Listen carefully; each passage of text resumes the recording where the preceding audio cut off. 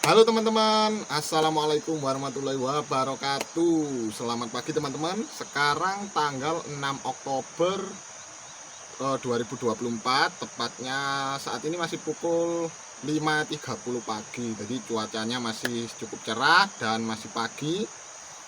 Kegiatan saya hari ini teman-teman akan melakukan penyempraian di lahan kedua saya, lahan cabai rawit kaliber.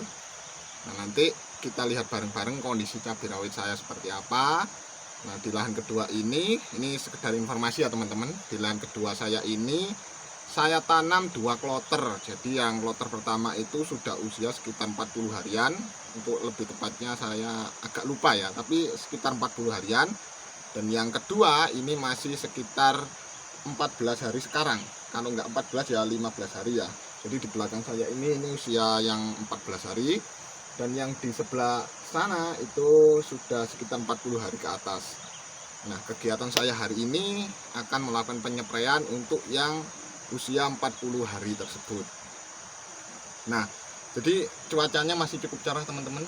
Dan alhamdulillah kemarin tadi malam rupanya ada turun hujan walaupun sebentar. Dan itu sudah cukup untuk membasahi tanah dan daunnya. Dan nanti daunnya kan akan lebih segar ya. Nah, hari ini kita akan melanjutkan proses penyempraiannya untuk pencegahan beberapa hama. Nah, nanti kita saksikan bareng-bareng insektisida apa saja yang saya pakai, termasuk fungisidanya dan nutrisinya.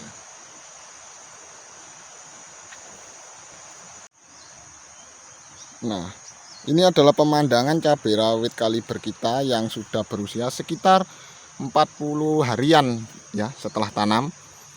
Kondisinya seperti ini. Alhamdulillah untuk tunas-tunasnya tumbuh subur. Sekitar untuk tiap tanamannya minimal ada 3 tunas ya teman-teman. Nah, ini kita jaga semua, kita berikan nutrisi yang cukup, nutrisi yang seimbang supaya pertumbuhan cabenya bisa normal dan nanti bisa membawakan buah yang lebat. Nah, ini hasil dari persemaian kita sendiri ya teman-teman. Untuk cabai rawit kalibernya kita semai dan kita tanam di usia 40 hari setelah semai. Nah, seperti ini ya.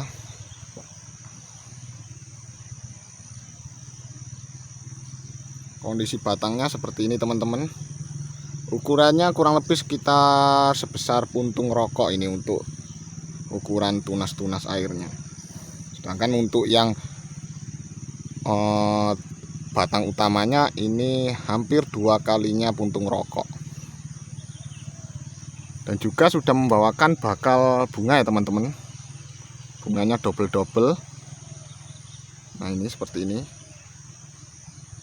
Ini sudah membawakan buah double-double teman-teman. Alhamdulillah kondisinya kurang lebih seperti ini.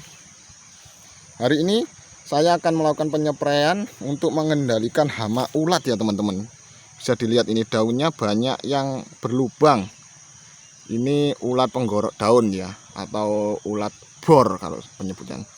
Kenapa kok banyak ulat? Karena cabai rawit kita ini kita tanam dengan sistem tumpang sari dengan bawang daun ya. Dan bawang daun kita ini yang sebelumnya tumbuh subur, sekarang hampir keseluruhan terserang hama ulat teman-teman. Makanya nanti kita perlu basmi ya dengan insektisida yang tepat.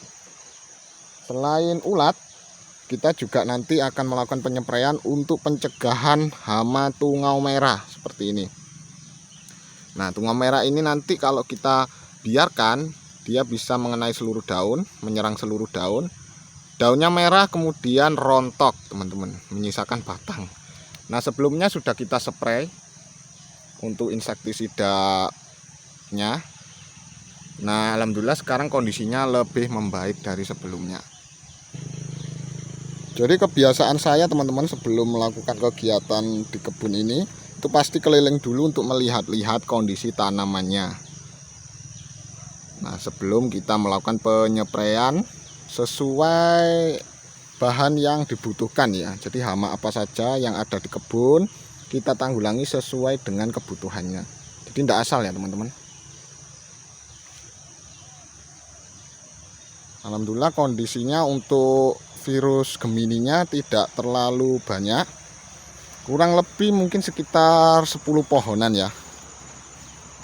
Nah tentu nanti akan kita antisipasi juga, kita cegah juga untuk penyepraian virus Gemininya, tapi di penyepraian selanjutnya.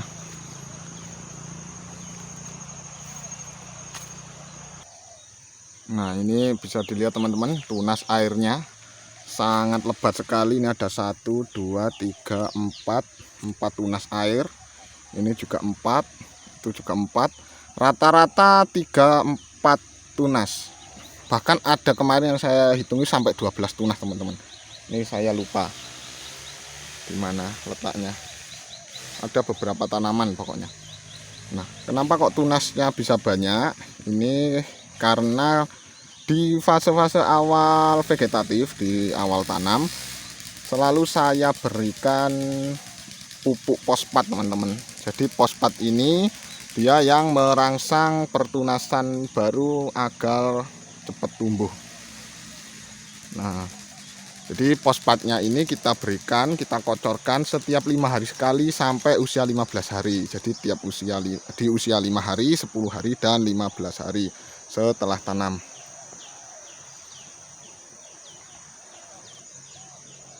Untuk ukuran cabenya kurang lebih sekitar setengah meter ya tingginya.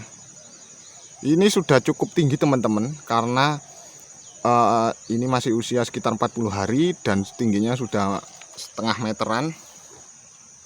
Kalau menurut saya ini sudah cukup subur ya. Nah kalau sudah cukup subur seperti ini, untuk pemupukannya perlu kita tunda terlebih dahulu, perlu kita olor terlebih dahulu. Kita fokuskan di penyepraian untuk insektisida dan fungisidanya.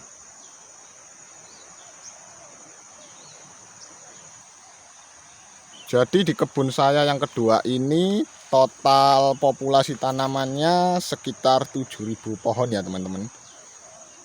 Jadi 7.000 pohon ini tidak barengan tanamnya. Yang pertama itu yang sudah besar ini sudah usia 40 harian, dan yang kedua itu masih usia 15 harian, kalau nggak salah 14 hari. Itu untuk yang besar ini totalnya sekitar 5.500 pohon, dan yang masih kecil-kecil itu usianya totalnya sekitar 1.500 pohon. Jadi kenapa kok kemarin itu kita nggak barengan, karena di lahan yang di penanaman yang 1.500 itu bekasnya kacang ya teman-teman, kacang panjang. Kemudian kacangnya habis, kita bongkar sambil juga nunggu persemen kita besar teman-teman. Karena persemen kita kemarin masih banyak yang kecil-kecil, jadi nggak bisa barengan. Kalau seumpama bisa barengan ya mungkin kondisinya seperti ini semua ya. Oke teman-teman, kita lanjut ke proses penyepraian, atau sebelumnya kita masuk ke proses pencampuran bahan-bahannya dulu.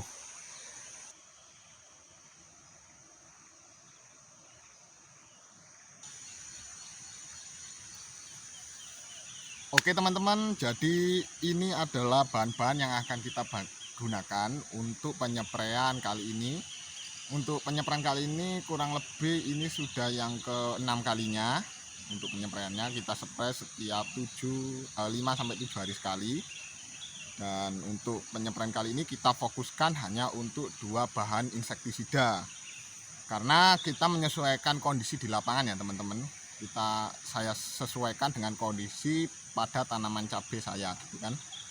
Jadi yang pertama kita pakai adalah Summit 135 EC. Ini bahan aktifnya Pyridaben. Ini untuk mencegah hama tungau merah. Jadi tungau merah ini dia yang menyerang pucuk tanaman, pucuk daun tanaman. Ya nanti ciri-cirinya kalau yang terserang tungau merah adalah daunnya keriting ke bawah dan sekitarnya ada kemerah-merahan. Nah itu kalau dibiarkan teman-teman nanti akan rontok, menyisakan batangnya aja. Nah maka kita cegah dengan pemberian bahan aktif piridaben. Nah, ini penyebaran tungau ini sangat cepat teman-teman. Kalau teman-teman nggak segera diantisipasi, itu dalam 2-3 hari sudah menyerang lebih banyak tanaman, bahkan bisa sampai 1 bedengan teman-teman. Jadi karena kemarin juga sudah saya berikan di penyemprotan sebelumnya, saya berikan bahan aktif ini, dan alhamdulillah kondisinya sudah banyak yang yang pulih ya, kembali hijau lagi daunnya. Itu menandakan hama tungau merahnya sudah hilang. Tetapi sekarang kita masih berikan lagi karena untuk memberikan istilahnya untuk mengantisipasi kalau masih ada tungau merah yang masih tertinggal di daun gitu. Jadi kita berikan sekali lagi, baru nanti di perrollingan selanjutnya, di penyepraian selanjutnya kita rolling dengan bahan aktif yang lain. Kemudian yang kedua, saya pakai ini Prevaton teman-teman. Di Prevaton ini untuk hama ulat. Tadi sudah kita lihat bareng-bareng ya. Daun-daunnya banyak yang berlubang karena dimakan ulat, jadi saya berikan Prevaton ini.